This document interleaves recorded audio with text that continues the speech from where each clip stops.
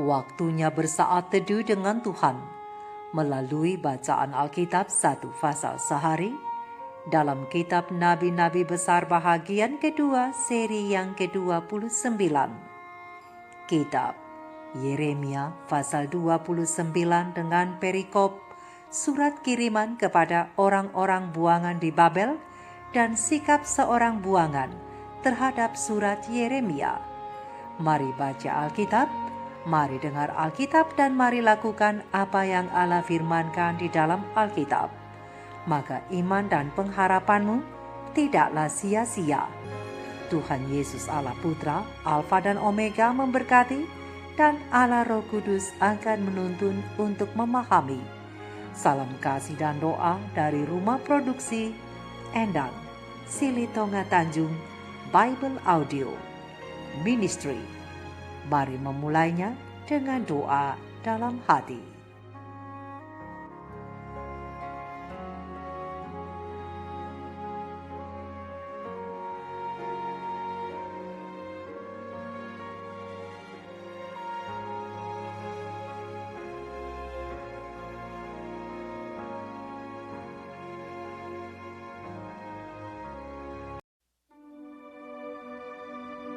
Beginilah bunyi surat yang dikirim oleh Nabi Yeremia dari Yerusalem kepada tua-tua di antara orang buangan, kepada imam-imam, kepada nabi-nabi, dan kepada seluruh rakyat yang telah diangkut ke dalam pembuangan oleh Nebukadnezar dari Yerusalem ke Babel. Itu terjadi sesudah Raja Yekhonya beserta Ibu Suri, pegawai-pegawai istana, pemuka-pemuka Yehuda dan Yerusalem, tukang dan pandai besi telah keluar dari Yerusalem. Surat itu dikirim dengan perantaraan Elasa bin Safan dan Gemaria bin Hilkia yang diutus oleh Zedekia, Raja Yehuda, ke Babel kepada Nebukadnezar, Raja Babel. Bunyinya, beginilah firman Tuhan semesta alam, Allah Israel, kepada semua orang buangan yang diangkut ke dalam pembuangan dari Yerusalem ke Babel. Beginilah firman Tuhan semesta alam, Allah Israel, kepada semua orang buangan yang diangkut ke dalam pembuangan dari Yerusalem ke Babel. Dirikanlah rumah untuk kamu diami, buatlah kebun untuk kamu nikmati hasilnya. Ambillah istri untuk memperanakkan anak laki-laki dan perempuan.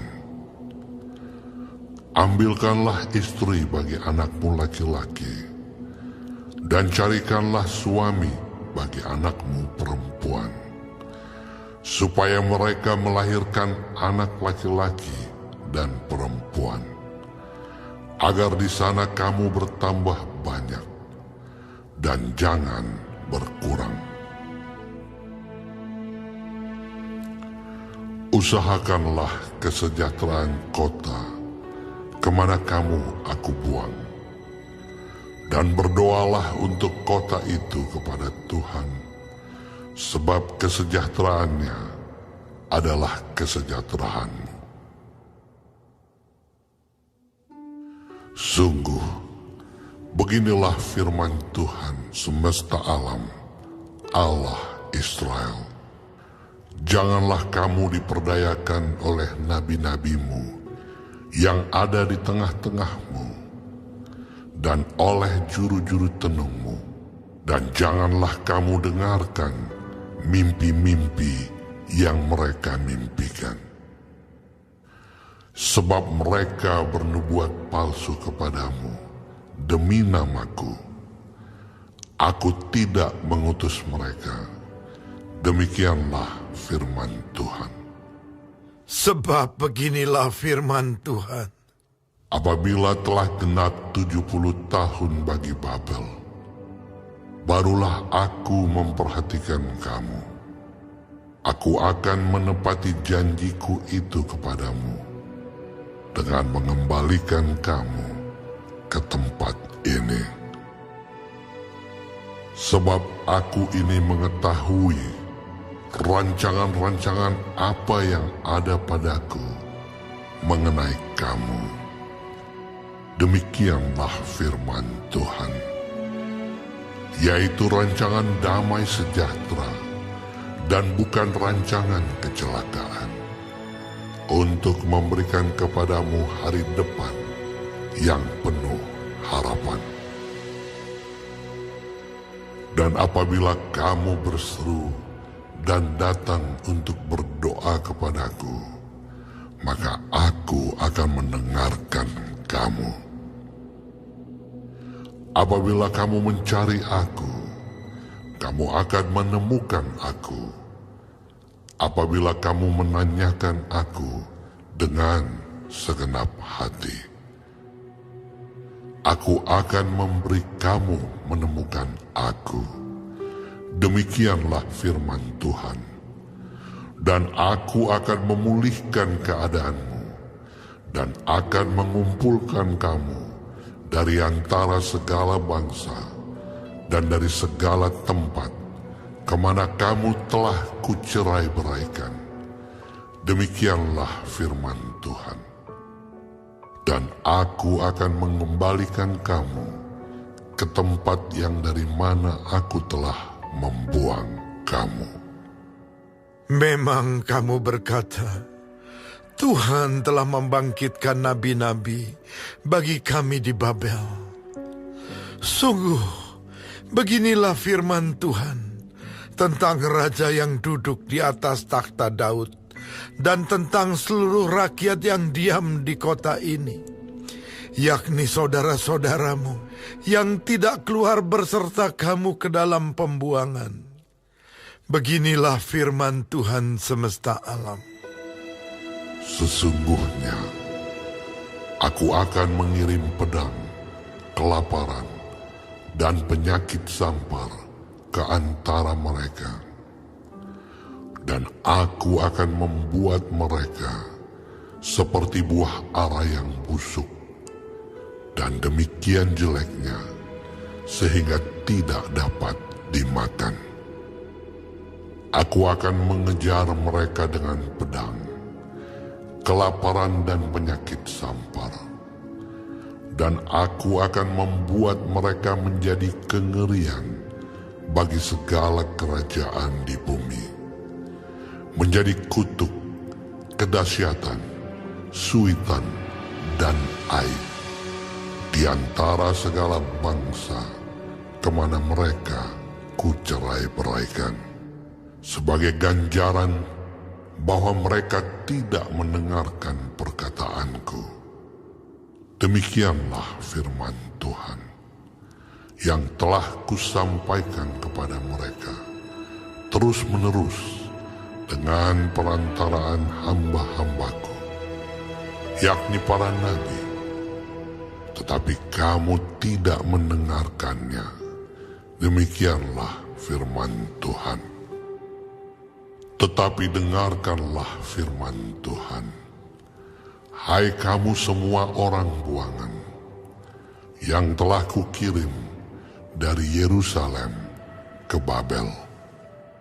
Beginilah firman Tuhan semesta alam, Allah Israel, tentang Ahab bin Kolaya dan tentang Zedekia bin Maaseya, orang-orang yang bernubuat palsu kepadamu demi namaku.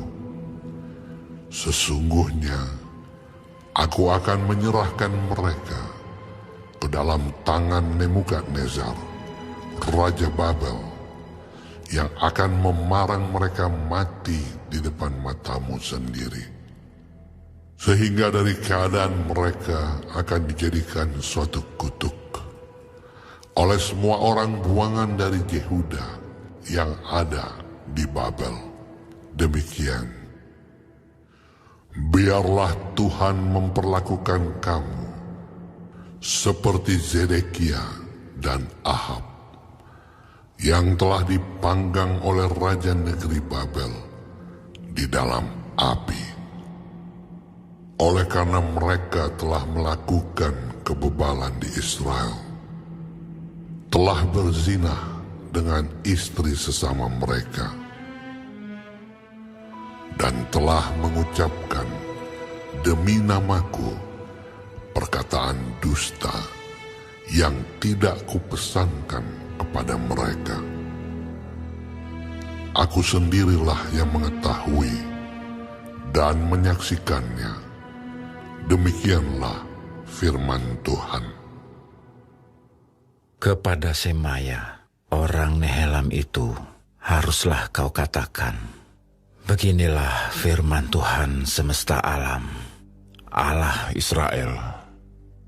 Oleh sebab engkau telah mengirim surat atas namamu sendiri kepada seluruh rakyat yang ada di Yerusalem, yaitu kepada Imam Zefanya bin Maasea dan kepada segala imam. Bunyinya, Tuhan telah mengangkat engkau, Zefanya, menjadi imam menggantikan Imam Yoyada, supaya engkau menjadi pengawas di rumah Tuhan, untuk memasungkan setiap orang gila yang menganggap dirinya nabi, dan untuk merantai lehernya dengan besi. Tetapi sekarang, mengapakah engkau tidak menegur Yeremia, orang Anatot itu, yang menganggap dirinya nabi di antaramu? Bukankah ia telah mengirim pesan kepada kami di Babel? Katanya, pembuanganmu masih lama. Dirikanlah rumah untuk kamu diami. Buatlah kebun untuk kamu nikmati hasilnya.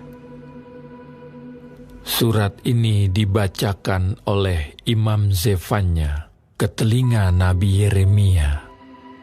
Maka datanglah firman Tuhan kepada Yeremia.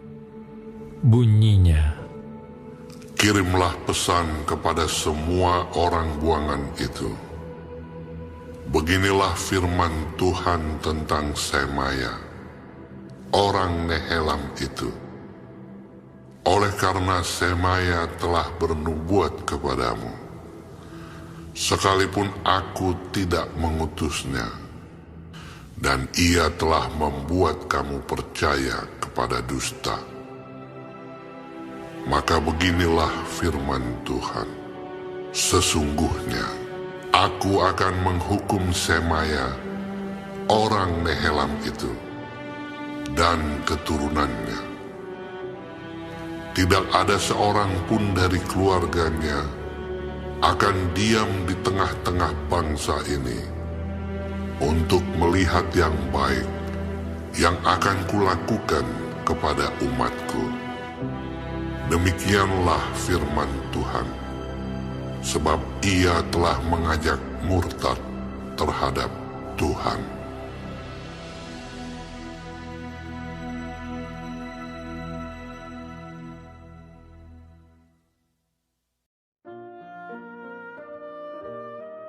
Kita telah menyelesaikan bacaan Alkitab 1 pasal sehari dalam kitab Yeremia pasal yang ke-29. Sedikit perenungan melalui pasal ini tentang 2 pucuk surat dengan ayat panduan perenungan. Terang besar Alkitab Yeremia 29 ayat 1, 5, 7, 31, dan 32. Dengan bunyi nas, beginilah bunyi surat yang dikirim oleh Nabi Yeremia dari Yerusalem kepada tua-tua di antara orang buangan, kepada imam-imam, kepada nabi-nabi, dan kepada seluruh rakyat yang telah diangkut ke dalam pembuangan oleh Nebukadnezar dari Yerusalem ke Babel. Dirikanlah rumah untuk kamu diami, buatlah kebun untuk kamu nikmati hasilnya, usahakanlah kesejahteraan kota kemana kamu aku buang, dan berdoalah untuk kota itu kepada Tuhan, sebab kesejahteraannya adalah kesejahteraanmu. Kirimlah pesan kepada semua orang buangan itu, beginilah firman Tuhan tentang Semaya orang Nehelam itu. Oleh karena Semaya telah bernubuat kepadamu sekalipun aku tidak mengutusnya, dan ia telah membuat kamu percaya kepada dusta. Maka beginilah firman Tuhan, sesungguhnya aku akan menghukum Semaya orang Nehelam itu dan keturunannya. Tidak ada seorang pun dari keluarganya akan diam di tengah-tengah bangsa ini untuk melihat yang baik yang akan kulakukan kepada umatku. Demikianlah firman Tuhan, sebab ia telah mengajak murtad terhadap Tuhan. Sahabat-sahabat firman, sahabat sorgawi yang dikasihi oleh Tuhan di mana saja berada. 2 pucuk surat untuk para tawanan di Babilonia. Isi surat yang pertama, mereka dianjurkan untuk sabar dan tenang berdasarkan ayat yang pertama sampai ayat yang ke-19. Sedangkan isi surat yang kedua tentang hukuman terhadap nabi-nabi palsu yang telah menipu mereka berdasarkan ayat yang ke-20 sampai ayat yang ke-32. Sahabat-sahabatku, firman yang tertulis ini benar-benar diberikan oleh ilham Tuhan seperti firman yang diucapkannya. Dan hamba Tuhan Yeremia dengan bersemangat menggunakan segala cara dan upaya untuk menyampaikan firman Tuhan yang membawa keuntungan bagi semua orang buangan yang diangkut dari Yerusalem ke Babel. Surat itu ditulis dengan begitu baik, rapi, dan dengan bahasa yang indah agar isi surat ini dapat mencapai sasarannya, yaitu pengetahuan tentang firman Tuhan ada manfaatnya. Sahabat-sahabatku, lewat perantaraan Elasa bin Safan dan Gemaria bin Hilkia yang diutus oleh Raja Sedekia, Yeremia mengirimkan pesan Tuhan ini kepada para tawanan supaya menunjukkan kepada mereka bahwa Tuhan tidak meninggalkan mereka. Meskipun saat ini Tuhan sedang marah kepada mereka, namun Ia sedang memperbaiki mereka. Dan jika mereka mau hidup di dalam takut akan Dia di negeri pembuangan itu, maka mereka dapat hidup dengan aman dan damai di sana. Sahabat-sahabat firman, sahabat sorgawi, dalam setiap keadaan dari kehidupan umat-umat Tuhan yang tertawan itu adalah bijaksana dan menjadi kewajiban bagi mereka untuk tidak membuang rasa damai dari berkat yang mereka tidak miliki. Karena mereka tidak mungkin memiliki semua yang mereka inginkan. Maka orang-orang yang ditawan itu diarahkan untuk berbuat hal-hal yang baik di negeri tempat di mana mereka ditawan. Sementara Raja Babel melindungi mereka, mereka harus hidup tenang dan damai di bawah pemerintahannya. Dalam semua kesalehan dan kejujuran, mereka harus sabar menyerahkan kepada Tuhan untuk mengerjakan pembebasan bagi mereka sesuai dengan waktu yang ditetapkan oleh Tuhan sendiri. Kemudian, mereka diberi amaran untuk berhati-hati terhadap nubuat palsu yang dapat memperdaya mereka, dan jangan sampai nubuat-nubuat kosong itu dianggap sebagai wahyu dari Tuhan. Karena nubuat yang benar dan yang berasal dari Tuhan adalah bahwa mereka akan kembali setelah masa penawanan itu mencapai 70 tahun. Dan itu akan menjadi nyata bahwa 70 tahun yang ditetapkan Tuhan itulah itu, dan itu tidak dapat diubah ataupun dipersingkat oleh manusia. Oleh sebab itu Tuhan meminta mereka agar menurut. Karena firman Tuhan bila dituruti akan membawa keuntungan dan kebaikan kepada mereka. Seperti kata firman Tuhan, sebab aku ini mengetahui rancangan-rancangan apa yang ada padaku mengenai kamu, demikianlah firman Tuhan, yaitu rancangan damai sejahtera dan bukan rancangan kecelakaan, untuk memberikan kepadamu hari depan yang penuh harapan. Itulah sesungguhnya tujuan Tuhan.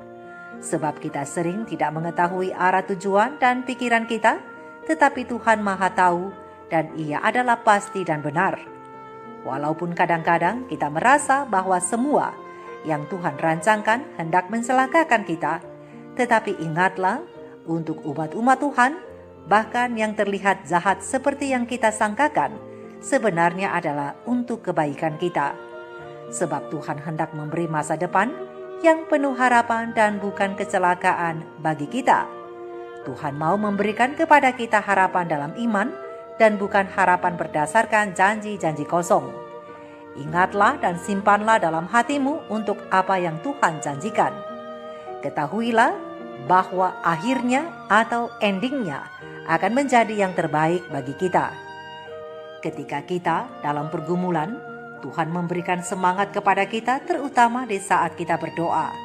Itu pertanda baik karena Tuhan sedang mencurahkan belas kasihannya kepada kita. Janji diberikan untuk menghidupkan dan mendorong doa. Tuhan tidak pernah berkata akan sia-sia bila kamu mencari aku. Tetapi Ia berkata untuk semua yang memilih tetap tinggal di Yerusalem, atau dengan kata lain, yang memilih tetap tinggal di dalam dosa, maka mereka akan dihancurkan sama sekali, terlepas dari apa yang dikatakan oleh nabi palsu sebagai kebalikan dari apa yang dikatakan Tuhan. Untuk itu, jika firman Tuhan sudah datang dan memberi peringatan kepada kita, sahabat-sahabatku, janganlah alasan-alasan dimunculkan sebagai tanda perlawanan. Karena akibat dari perlawanan akhirnya membawa kehancuran abadi dari orang-orang berdosa yang tidak mau bertobat. Tuhan akan buktikan apa yang difirmankannya itu. Ya, itu semua karena ulah sendiri yang tidak mau mendengarkan kata-kata Tuhan. Padahal Tuhan sudah memanggil, tetapi panggilannya ditolak. Sahabat-sahabat firman, sahabat-sahabatku, kemudian kita datang kepada surat yang kedua, surat Yeremia yang kedua, berisikan nubuat penghukuman atas nabi palsu yang menipu orang Yahudi di Babilonia. Sahabat-sahabatku, kita tahu bahwa berbohong itu buruk, bukan? Nah, apalagi ini, berbohong kepada umat Tuhan untuk menipu mereka ke dalam harapan palsu. Itu lebih buruk dari yang pertama. Tetapi ada yang jauh lebih buruk lagi dari keduanya, bahkan dari semuanya, yaitu meletakkan kebohongan dengan menggunakan nama Tuhan yang adalah kebenaran. Ingatlah, dosa paling rahasia sekalipun diketahui oleh Tuhan, dan akan tiba saatnya ketika Tuhan akan mengungkap semua pekerjaan kegelapan yang tersembunyi itu. Seperti Semaya yang mendesak para imam untuk menganiaya Yeremia. Hati mereka begitu keras, dan hati yang telah mengeras itu membenarkan perbuatan jahat mereka, dan mereka diberi kekuatan untuk melakukan tindakan yang jahat itu. Padahal mereka berada dalam keadaan yang menyedihkan akibat menghina para utusan Tuhan dan memperlakukan dengan kasar nabi-nabinya. Namun sudah dalam kesusahan pun, mereka masih terus melakukan pelanggaran terhadap Tuhan. Sahabat-sahabat firman, sahabat-sahabatku, penderitaan tidak akan pernah dengan sendirinya menyembuhkan manusia dari dosa-dosa mereka, kecuali jika kasih karunia Tuhan bekerja sama dengan mereka. Mereka yang meremehkan berkat pantas kehilangan manfaat dari firman Tuhan. Seperti halnya Semaya dan orang-orang Yehuda yang tidak bertobat, mereka telah siap untuk menunggu pelaksanaan penghukuman dari janji Allah dengan waktu yang telah ditetapkannya. Sahabat-sahabat firman, tetapi bagi semua umat Tuhan yang tabah dan menurut pena ilham ilahi roh nubuat, Patriarch and Prophet, halaman 129 alinea kedua mengatakan bahwa Allah mengizinkan pencobaan menyerang umatnya supaya dengan keteguhan dan ketaatan mereka dapat diperkaya secara rohani. Dan dengan teladan itu, mereka dapat menjadi sumber kekuatan bagi orang lain juga. Karena Tuhan berkata, aku ini mengetahui rancangan-rancangan apa yang ada padaku mengenai kamu. Demikianlah firman Tuhan, yaitu rancangan damai sejahtera dan bukan rancangan kecelakaan. Berdasarkan terang besar Alkitab Yeremia 29 ayat 11. Walaupun pencobaan yang paling berat menekan iman kita dan membuatnya seolah bahwa Allah telah meninggalkan kita, itu semua hanyalah untuk menuntun kita lebih dekat kepada Kristus agar kita dapat meletakkan semua beban kita di kakinya dan kita akan mengalami satu rasa damai yang akan Ia berikan kepada kita sebagai gantinya. Jadi, sahabat-sahabat firman, ingatlah, Akhir dari ketabahan dan penurutan adalah masa depan yang penuh harapan. Mari kita renungkan ini bersama. Maranatha, Shalom.